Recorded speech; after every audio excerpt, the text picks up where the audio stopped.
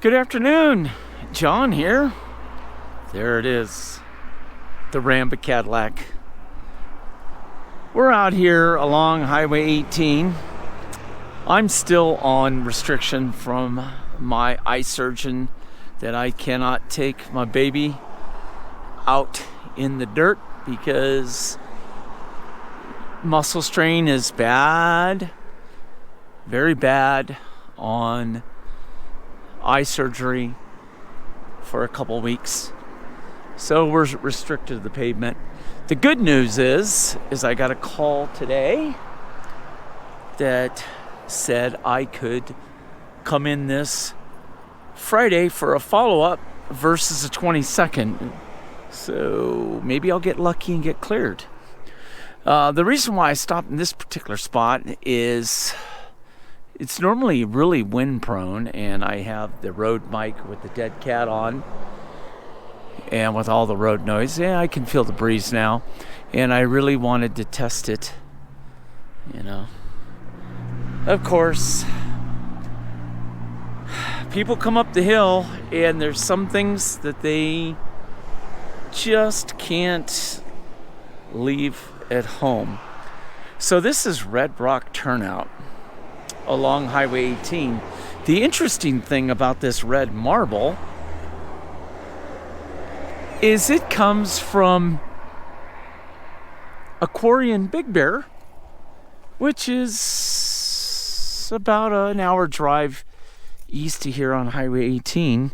And people think that this is a local stone, but it actually is not from this area.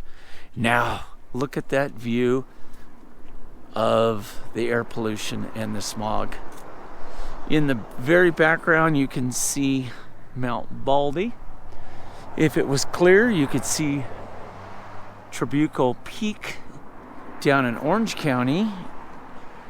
If it was clear, you could see the reflection off of the Pacific Ocean. San Gorgonio Peak, well, the backside of it, elevation 11,501 or 11,503, depending on who you talk to and what map you look at. By the way, right next to it is San Bernardino Peak. San Bernardino Peak's claim to fame in Southern California is all of Southern California is surveyed off of San Bernardino Peak.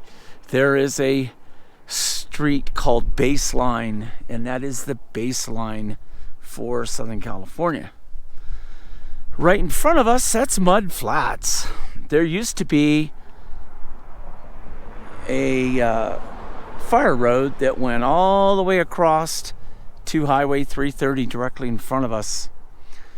And several years ago, storms blew it out. And so basically, you can go from that point all the way around to Seven Oaks, but you can no longer come from Highway 330 to 18, which is a real bummer.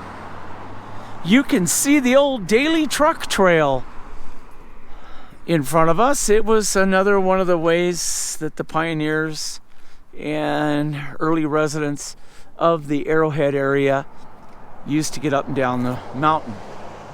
The other significance of where we're standing, I can see him, but I bet you probably can't in the camera. But there's a pipeline down there. There's 6 or 7 wells below the highway there that feed into a pipe and go 7 miles down to the very bottom there.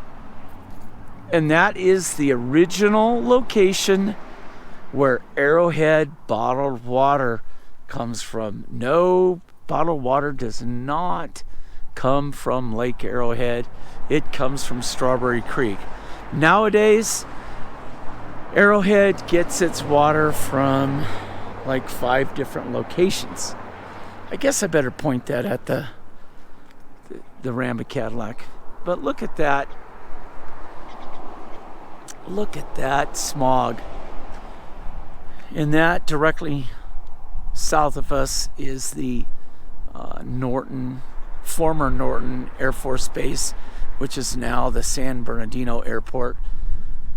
FedEx, UPS, and Amazon in the last couple years have now started flying out of there, as well as it's a very large air tanker base for wildland fires in the west.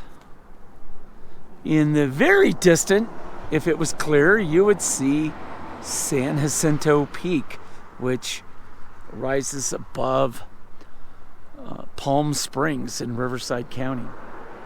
So anyways, figured I'd do something different, testing this mic and the dead cat against the traffic, against the breeze.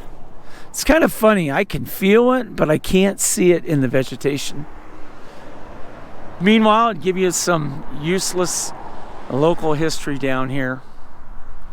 You know, the dark side of the local history is every one of these drainages, and if you look carefully, I'll hold the camera still, you'll see that there's vegetation, a lot of vegetation in those drainages that have water. And in Southern California, in the National Forest, where there's water, there are marijuana cultivation, illegal marijuana cultivation going on by influential folks from across the border. I'm not going to say any more about that. I'm not going to get into the politics of it or anything. You can sit and Google whatever you want. But I just figured I'd take this moment to try out the mic, talk about what's going on, give you a little local history, because anybody that comes up this way to go four-wheeling, if you don't stop here at Red Rock Turnout, you at least see it. And now you know a little bit of history about this. This road, the Rim of the World Highway, was built in 1915 from the bottom down there. It goes all the way around through Big Bear and comes out over there. The original road, built in 1915, went through Green Valley Lake over to Fawnskin, and that's how it entered Big Bear. It's now Forest Road 2 and 13. Really nice drive if you want to do it. The road does have a winter closure because of snow, and yours truly years ago got stuck in that snow. I self-extracted, but I still got stuck. Now the Rim of the World Highway goes past Snow Valley Ski Resort and around that way to the Big Bear Dam. And if you look on the Scenic Byways webpage, it shows the road originating near Mormon Rocks in Cajon Pass off of Highway 138 and coming up that way and around. But the original road didn't go that way. Anyways, that'll wrap it up for today. I can't wait to get home and listen to this and